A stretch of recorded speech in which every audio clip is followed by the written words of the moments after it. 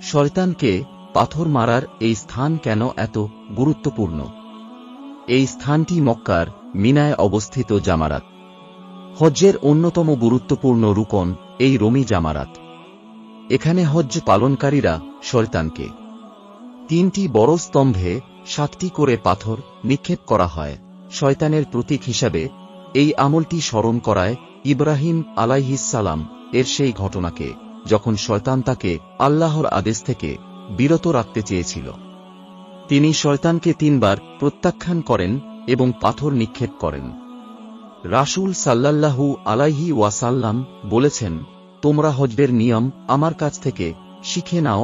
সহিহ মুসলিম হাদিস নং 1297। এই পাথর ছোঁড়া শুধু একটি রীতি নয়, বরং এটি এক আত্মশুদ্ধি, তাকওয়া এবং শয়তানের বিরুদ্ধে বিজয়ের প্রতীক। আপনি কি কখনো হজ্জে এসেছেন? কমেন্টে জানাতে ভুলবেন না। এটা একটি ইসলামিক চ্যানেল। ইসলামিক ভিডিও পেতে সাবস্ক্রাইব করুন।